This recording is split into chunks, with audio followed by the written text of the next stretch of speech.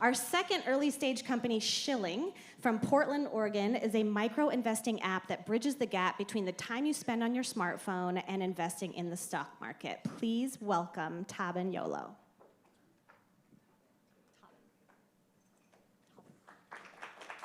Hello? Hey, can you guys hear me? Yep. Oh, okay. Hey, my name is Taban Yolo, and I'm the CEO of Shilling.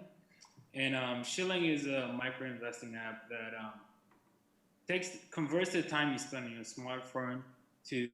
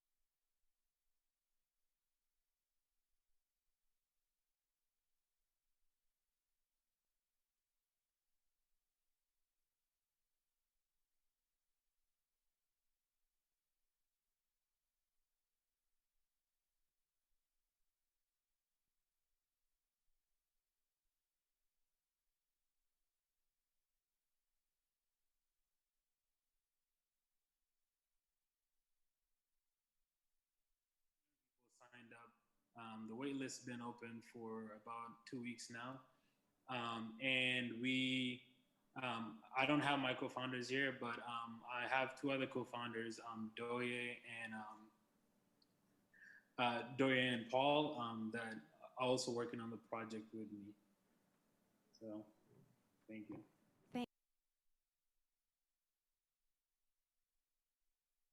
Questions right away. So, Yeah. Jen, you look like you're ready. Hi. Hello. I don't know if you can see me. I'll just be a ghostly voice in your ear. Tell us about a little bit about this idea of fractional investing, like how you invest $5 in an aggressive portfolio of the stock market, just for the people who aren't familiar with that concept. So, how fractional investing works is it's pretty much you have a portfolio with all these different companies. Let's say we have an aggressive portfolio, which will be pretty much made up of companies or securities that are more of the small stocks, right? So you have a portfolio of companies that has let's say 70% made out of stocks and then 30% made out of bonds. So what happens is with obviously the advanced technology now, you could buy fractional shares of companies. So that's how the whole fractional investing works. Is you could buy 50 cents worth of Apple share now through licensed brokers. And you, just to be clear, you don't have to have a broker-dealer license to do this, and you don't actually have to talk to folks' bank accounts to make it work. You're sort of running in the middle with technology. Explain how you can do all of these incredibly complicated things and yet kind of just run the software. Yeah, well, so we're working with the broker dealer working with is Alpaca, and they pretty much set up a platform that other companies could build their software on top, and that's what we're using right now. Is Alpaca will pretty much will handle all the trades, holding all the account information. They're a licensed broker dealer, so everything with them is SEC registered. So what we're doing is just building our platform on top of theirs, and we'll just all the trades and all the transactions will just be sending call information to their databases to ensure the transactions go through. Hey, Tobin, I got a question for you. So if I were to invest $5 a day over a 24-hour cycle, I guess, Yeah. is it time-based? So in other words, are you kind of trying to capture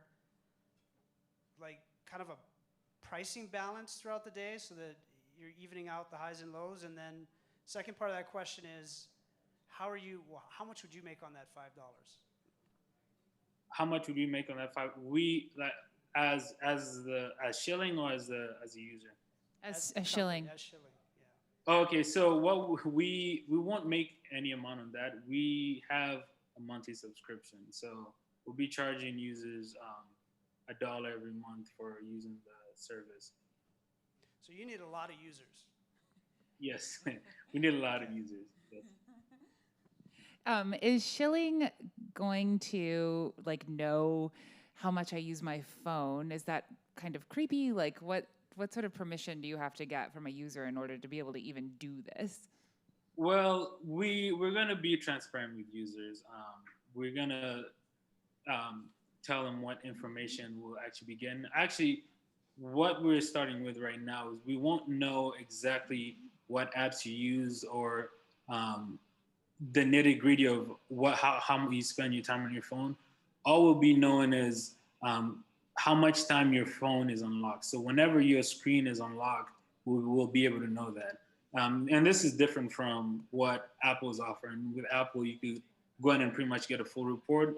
Same as Samsung now, most Androids, you get a full report. But we're not going to be going into the nitty gritty, obviously, because currently right now there's a lot of privacy issues around that. So we'll just be knowing when your screen is unlocked and when it's locked.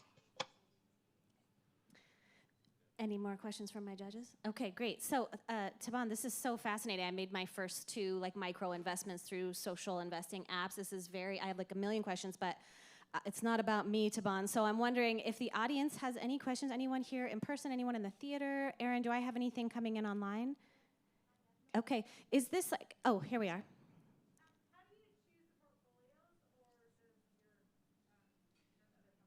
How do you choose the portfolios, or is there? How? Yeah. How is that chosen? So we're gonna work with experienced. Sorry, the name. We're gonna work with experienced. What do you call it? We're gonna work with experienced of analysts in the banking sector. I have a couple connections that I know. They currently work and they're Series 67 and 65 licensed registered. So they're going to pretty much curate these portfolios for us. And obviously, as time goes on, we'll be, making the portfolios better for our users. Just so we stay up to date. Just like how any ETF updates what companies they have in the ETF. It will be the same way how we'll update the portfolios based off the risk tolerance. Okay, great. And I feel like everybody over the age of 32 is sort of sitting here going like, I don't totally get what's going on. But like, to be clear, someone's phone's unlocked for 24 hours. Every time that happens, you're going to pull $5 out of their bank account and invest it. Like, this is just sort of happening behind the scenes. You're not thinking about it. And, you're sort of building this little nest egg without thinking You're about making money while you're scrolling Instagram. Passive, yes. Finally, yes.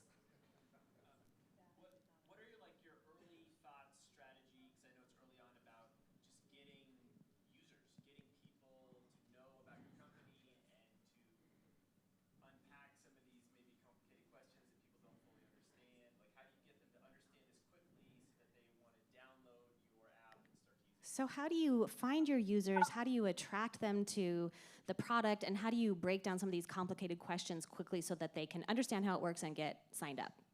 So how we run a bunch of we run a bunch of small ads, and what we realized is most of the users that are pretty much signed up for a wait list are, I would like to say, are more in like the Gen Z category. So we're talking about 18 to 27-year-olds, and they tend to be mostly obviously on social media platforms a lot. So what we're tending to see is it's a lot of 18 to 27-year-olds that pretty much have somewhat knowledge of the stock market or like investing, and pretty much on social media most of the time. It's so Question, cool. question from the theater, if possible. Yes, go ahead. So if it's $1 per user subscription fee, what's the marketing strategy to try and build this user base? And then secondly, why Shilling over some of the other options?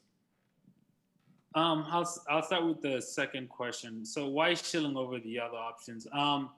What we came to realize is like, let's say the other options, like say Acorns that's out there, you tend to invest based off your spare change. But what happens is you have some users that say don't use their credit. Let's say if you don't use your credit card for 2 weeks. This happened to me a couple of times. I pretty much make payments once or twice, and I don't use my say credit card for like 2 weeks and a half, and I don't have any transactions going on. So what tends to happen is over time, the volume of those transactions, if you pile up, a bunch of users, the volume tends to be slower down. But once you're using your phone, I would like to say it's more like a guarantee that you'll use your phone at least once a day. And the more time you spend on your phone, the higher the volume will be, and then the more money you invest. So we're looking at it on a perspective is that we'll be able to generate more volume just based off screen time. And was the first question, how will we get users? Yeah, what's the marketing strategy to obtain users? So now, currently right now, we roll out ads on Snapchat, and we're getting about it's about 80. We get for every 80 cents we use, we get one sign up. So that's pretty much somewhat our CAC right now. That's great. Well, I'm excited for you. This is definitely something that can disrupt, and I'm always going to cheer that on. So thanks, Devon, for joining us tonight, and I'm wishing you the best of luck. Thank you so much.